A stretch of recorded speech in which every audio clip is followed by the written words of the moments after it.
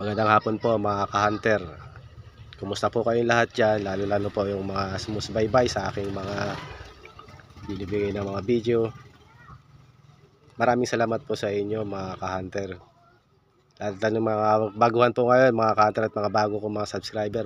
Mahal ko po kayo at maraming salamat po sa inyong mga pagsuporta at pag-subscribe sa aking channel.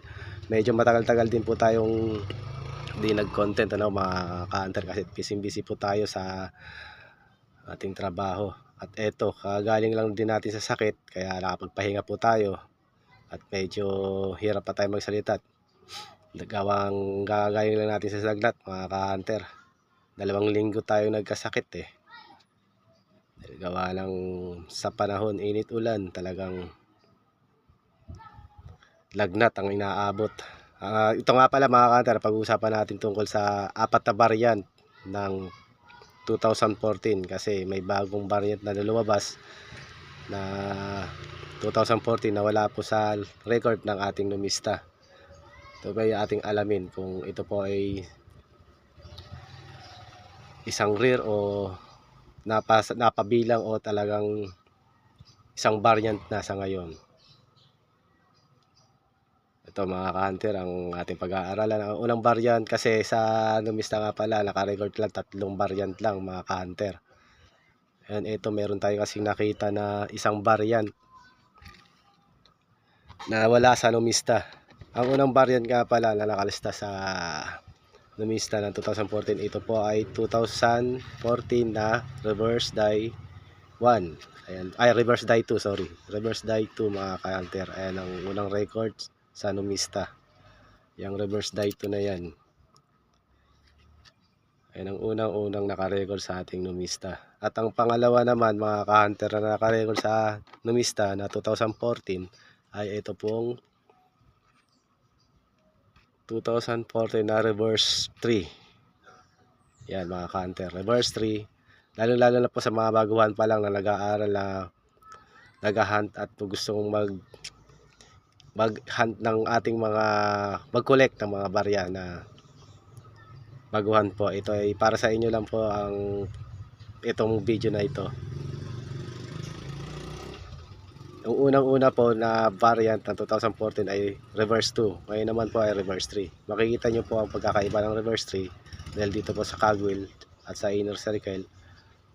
Diyan yung mapapansin na malaki ang cogwheel niya. Ito po ang cogwheel mga ka-hunter. Ayan.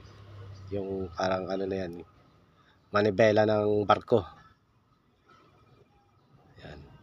Nakita nyo naman siguro ang pagkakaibahan yan, malalaman nyo naman dyan. Tapos dito lang lagi po ang tingin sa likod dahil dito po makikita ang variant nyan. Ayan po, makikita nyo mga ka-hunter, magkaiba sila. At bold letter po, yan, makikita nyo naman po ang mga letter yan, medyo malalaki at naka bold na letter po siya. Ayan, yan po mga ka-hunter, medyo nanginginig pa ang kamay natin at galing talaga tayo sa trangkasot, medyo hinihingal pa. Yan mga ka-hunter, makikita nyo, di ba? Medyo maliit ang ipin ng isa. Yung bold letter na yan na reverse 3 ay malaki. At saka mga letra niya talagang malaki.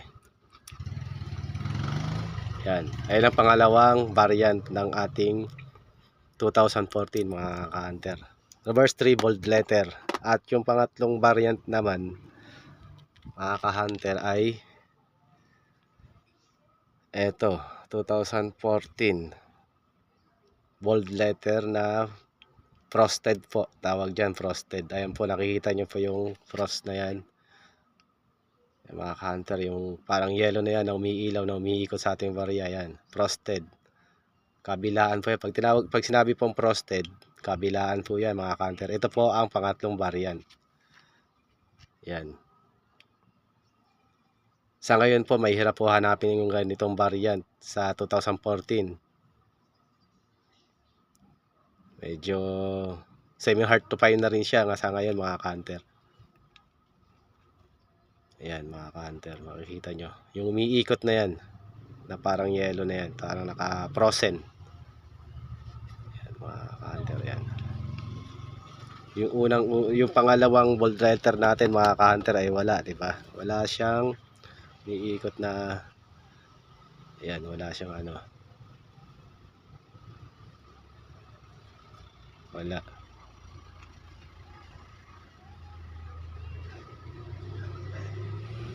Wala siya, hindi katulad natin ng pangatlong variant na to, ay may makikita kang umiikot niyan. Ayan po ay frosted, tinatawag.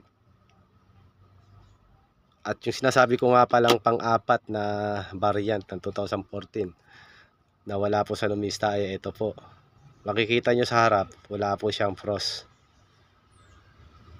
Pagdating po sa likod, meron siyang frost. Ayan po mga ka-hunter. Pero wala po siya sa Numista. Ito po ay reverse frost. Yan mga ka-hunter, makikita nyo. Pero sa harap ay wala. Kita nyo naman mga ka-hunter, diba? 2014 reverse 3 bold letter reverse frost po, yan. Yan po ang nahunt natin na bago dito sa ating mga bariyang 2014 na nahunt. Pero palagay ko pang-apat nga siguro talagang variant yan mga ka-hunter. Ito yung pangatlo na frosted na 2014 na yan po mga ka-hunter. Makikita nyo sa harapan, meron siyang umiilaw yan. May ikot, ayan. Sa likod, ayan.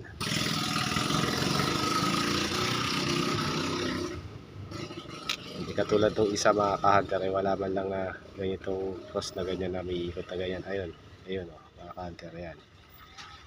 Ayan sa harapan, ayun ang frosted. Ito yung semi hard to find na rin to mga ka-hunter. Medyo mahirap na rin tong hanapin. Itong pang-apat na variant ay wala. Makikita nyo mga ka-hunter. Pero sa likod meron siyang frost. Kaya sinasabi ko na pang-apat na variant to mga ka-hunter. Kasi ngayon lang ako nakaka-hunter. Ngayon ko lang din nakita ko sa Numista ay wala siya. 3 variant lang sa Numista. Hanggang sa muli mga ka-hunter, maraming salamat po uli. Sana katulong to sa mga baguhan na nag-hunt. At maraming salamat po sa mga patuloy na nagsasubscribe sa aking channel. Maraming salamat po sa inyo at God bless.